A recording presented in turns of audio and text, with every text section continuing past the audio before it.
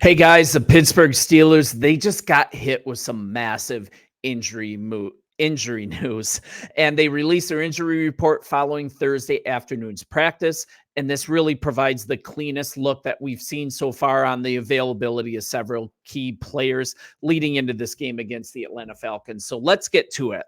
But before I get to the others, the main thing I need to talk about, you guys know, and that's starting quarterback Russell Wilson. So, to everyone's surprise, he's now listed as limited on the injury report with the same calf tightness that he was experiencing earlier in the offseason. And by all accounts, this puts his Sunday availability in serious jeopardy.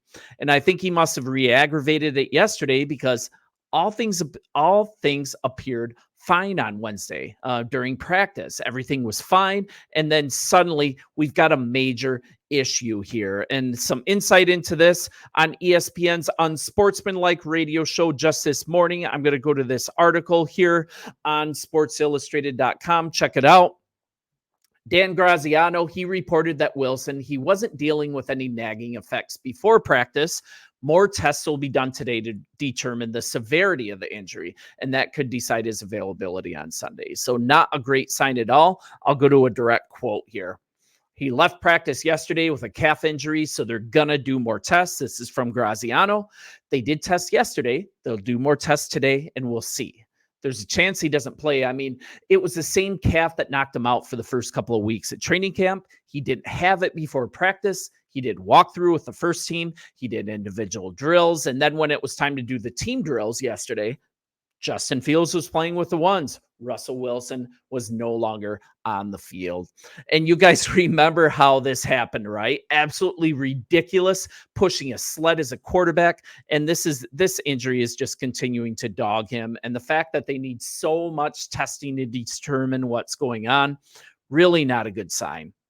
So what's the good news here? Justin Fields is right there. He's got tons of reps with the starters at this point. And if Wilson's unable to go, it's really the best situation possible to have a guy fully primed, a guy ready to go. And say what you will about Fields, but he's definitely prepared for this. And it's not a normal situation. Then if you look at Arthur Smith's offense, just a really nice fit for a mobile quarterback with his physical gifts, with his running skills. It's really not the end of the world here at all. In fact, it might actually be a good thing here. So this is where we are. This all likely hangs on today's practice availability. I believe Wilson will be speaking to the media later or as early as this afternoon. And that's where we're at. Do with it what you will. But I think either way, this isn't a panic button thing. Justin Fields will be fully fine, and he actually might add some dynamics to this offense. Let's get into the other injury news. Second-year tight end Darnell Washington didn't practice, a knee injury once again, same as Wilson. He was clear as far as the injury report said on Wednesday, and now he is back on it. So the main concern here, this isn't new for him. If you remember, he dealt with foot and knee issues coming out of the University of Georgia. That caused him to slide to the Steelers all the way to the third round of the NFL draft in 2023. He appeared in all 17 regular season games for the Steelers last year, although he didn't receive any snaps during the preseason. So we're looking at him being the main guy behind Freiermuth. So now we've got Pruitt, Connor Hayward, they're going to slide into that role behind him. And it's not insignificant because multiple tight ends were used routinely in this Smith offense while he was coaching in Atlanta. And it's not a small thing. We've also got rookie defensive end Logan Lee. He didn't practice with a calf industry. But here we go. Cornerback Corey Trice Jr., he had a groin. Running back Jalen Warren with a hamstring. Rookie offensive tackle Troy Fatanu with a knee. All these guys were full participants after being limited just a day prior. And this is incredible news. All three of these guys are projected to play significant roles for Pittsburgh this season. And it looks like they're in good shape. They're going to contribute against Atlanta.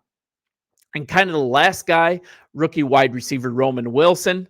He's still limited with an ankle injury. He suffered that at the beginning of camp. He shed his walking boot quickly, but full recovery has been a little slow.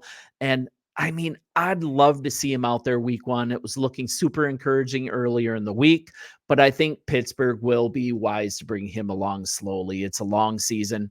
And then you've got Sayamalo. He's already been ruled out. That pec injury, that's the injury that really leaves a burn hole. But here's a hope that he's going to be with the team within a few weeks, because like I covered just the other day, he wasn't put on injured reserve. So you guys should be good. And hey, you guys are awesome fans.